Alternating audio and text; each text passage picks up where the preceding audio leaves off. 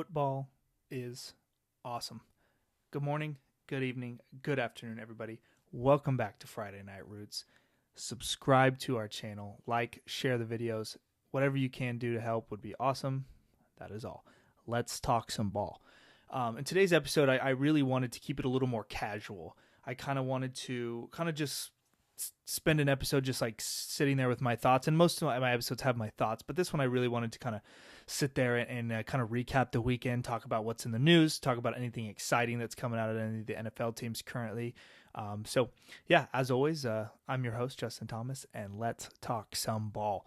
I really kind of in the last 24 hours, I've really had time to digest that Vikings Rams game, and I kind of wanted to come on here and talk about it just because now that I've had the time to digest it, there's a couple things that really bothered me that really came to my mind when I was kind of scrolling Twitter today and reading all the news about what's going on around the NFL. Rams Vikings, obviously, the Rams kicked the Vikings ass and just absolutely fucking sent them packing, gave them a spanking, and sent them home. So obviously the Rams kicked the Vikings ass. Something I noticed that really started to bother me is I don't think Kevin O'Connell was getting enough shit in the media. I think Kevin O'Connell is I'm not saying he's to blame directly, but he's unscathed out of this one. The media was throwing a lot of shit at Sam Darnold today, and not that Sam doesn't deserve some of it. Obviously, the last 2 weeks have been pretty bad and played probably his two worst football games. And I'm not saying that it definitely cost him some money, but I like what some people are saying is it doesn't necessarily reflect the entire body of work that Sam Darnold did this year. And I wanted to kind of turn the focus away from Sam Darnold and kind of put it on Kevin O'Connell, okay? Because let's be real. Kevin O'Connell, he's praised as one of the most rising, he's praised as one of those coaches who's a rising coming star. Trained and coached under McVay. He runs that very, very Pacific West Coast type system, kind of like everyone else in the NFL. It's a copycat league, but he runs that Shanahan, LaFleur, McVay, West Coast system that a lot of teams are running now or doing variations of at this point in time, basically. I just felt like Kevin O'Connell didn't get enough shit, and it's like I don't think he protected Sam at all. I don't think he at any point in time, during that game made a right decision of like, hey, maybe I need to slow this game down and protect Sam. And that's a coach's job, right? You start off throwing the ball everywhere, and you're just missing. Okay, stop. You need to slow the football game down. You need to get it back under control. You need to get your quarterback comfortable again. And I think Kevin O'Connell epically fucking failed at that, to be quite frank with you. I don't think he at any point in time slowed down the game. I don't think he ran enough. I think he didn't establish any sort of run whatsoever, and it wasn't not working.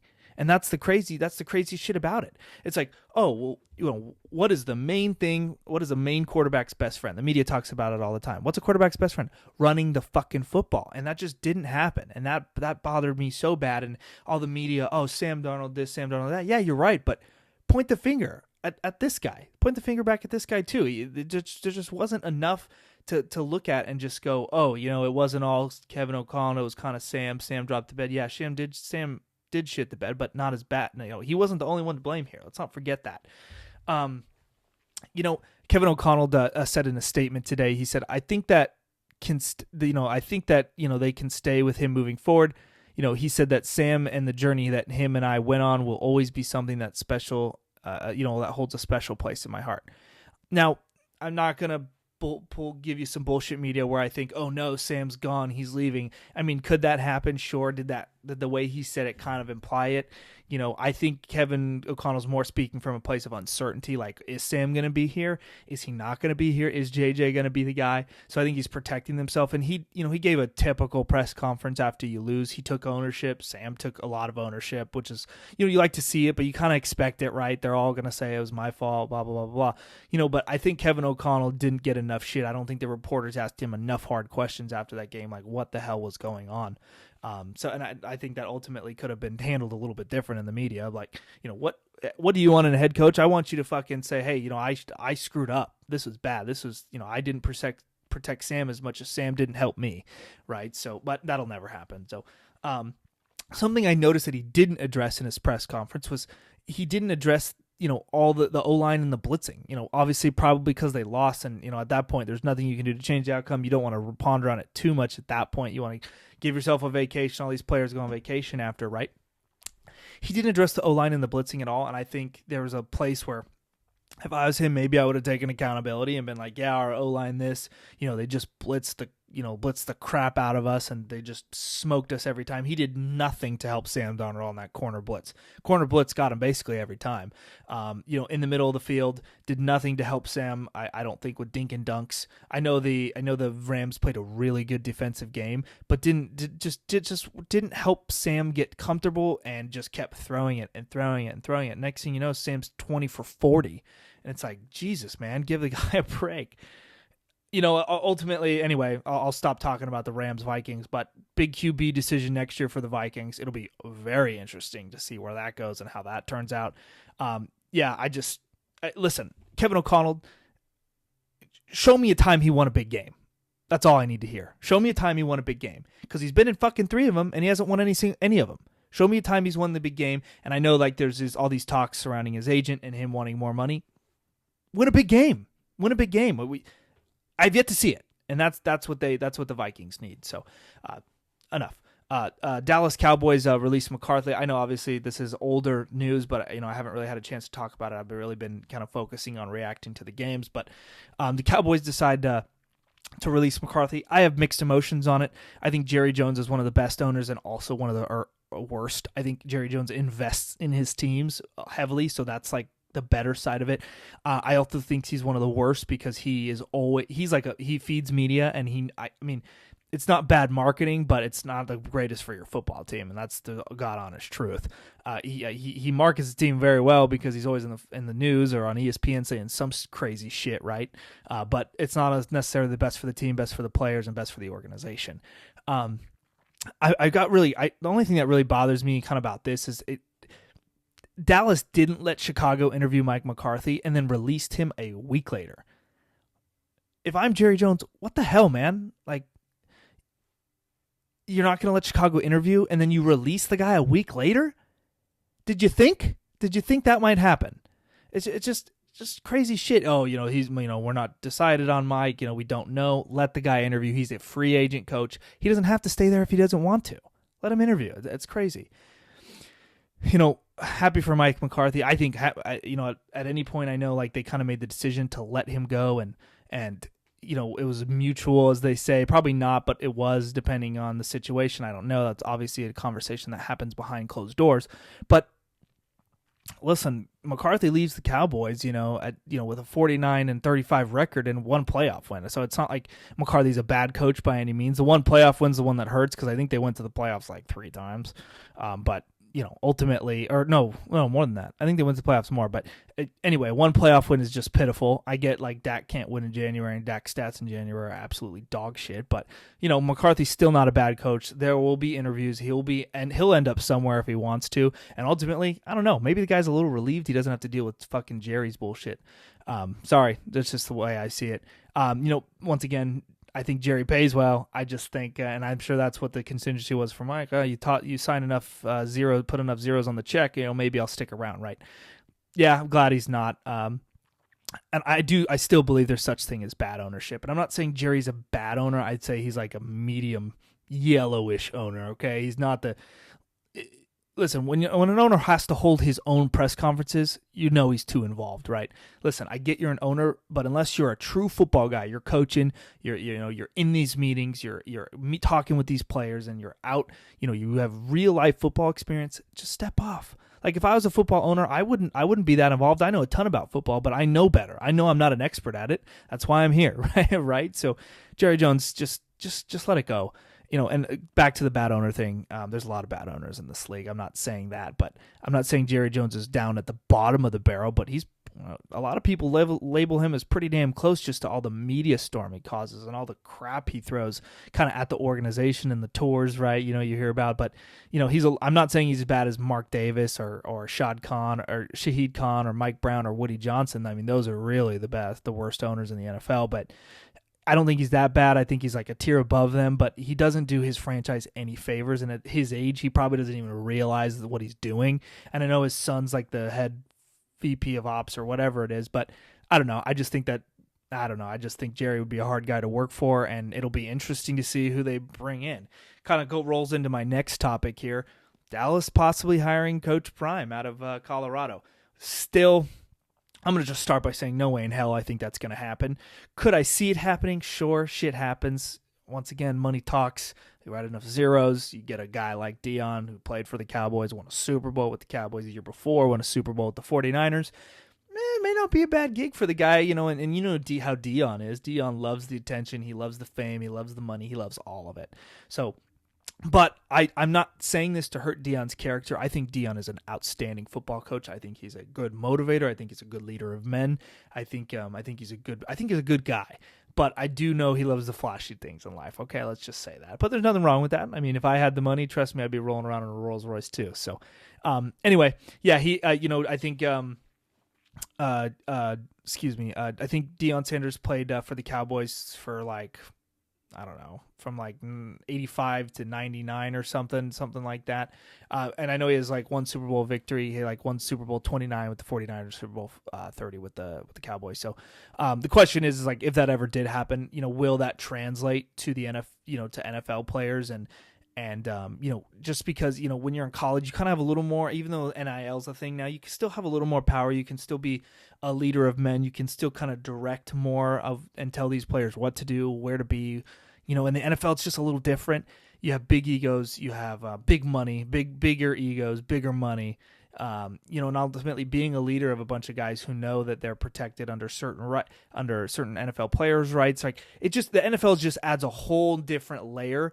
But so does college. College, you're on the recruiting trail as a coach. You're traveling all over the country meeting these prospects, trying to get them to go to your school. So they're just different. And, if Dion did end up taking the Dallas job, how would he be able to translate that to NFL players, that motivation, that leader of men type spirit that he has?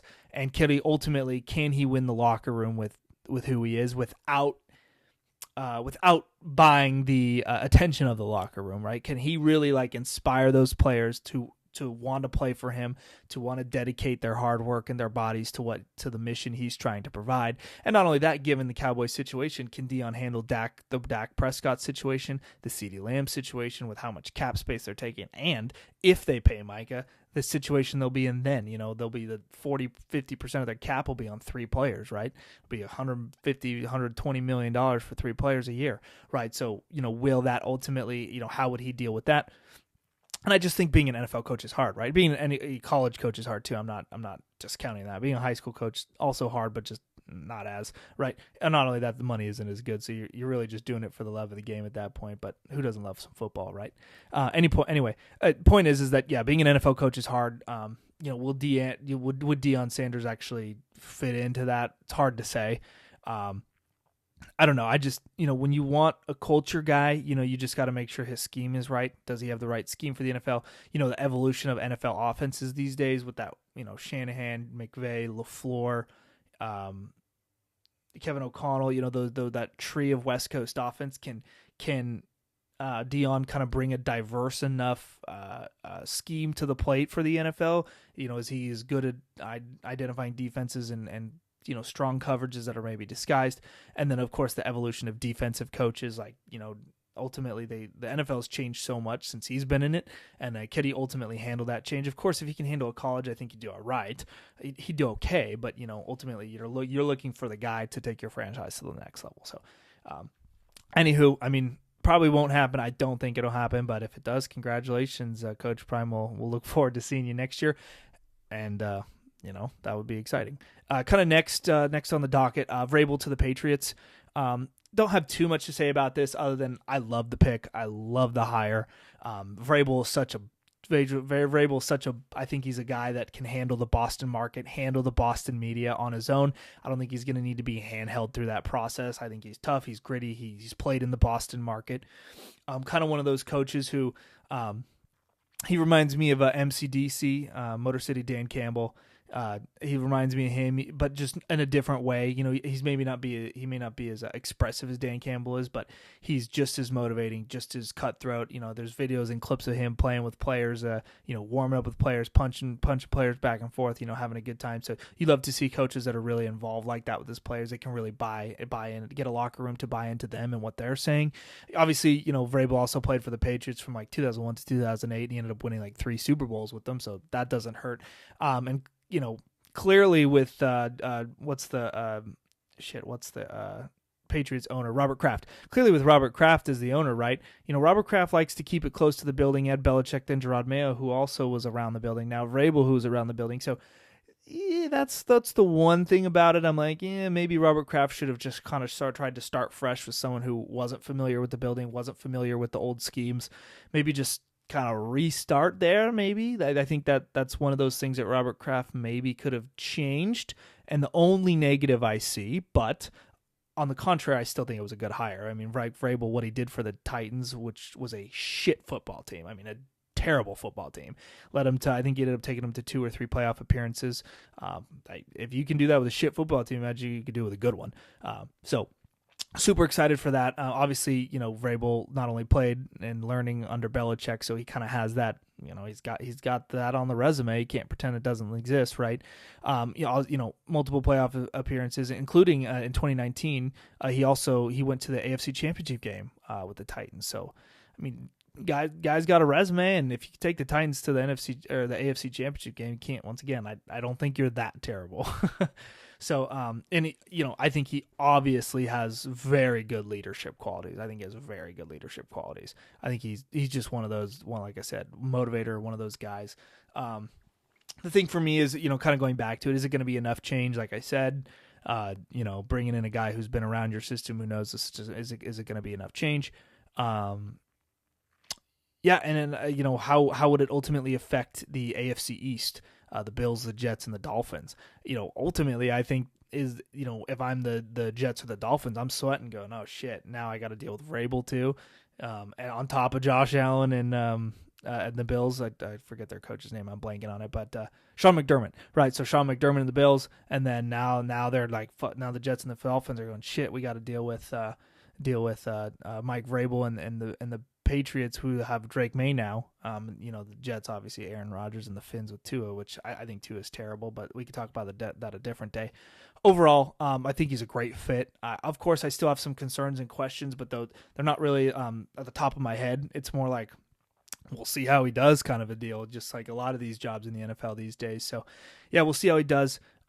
Anyway, that's it for today. I don't have anything too exciting. I just kind of wanted to get my thoughts out. And then obviously towards the end of the week, I'll be previewing this weekend's game. I'll get an opportunity to do that. And then tomorrow I'll talk more news, kind of what comes to my mind throughout the day. And then we'll be good. So as always, please like the video, share the video, and let's talk some ball. Love you.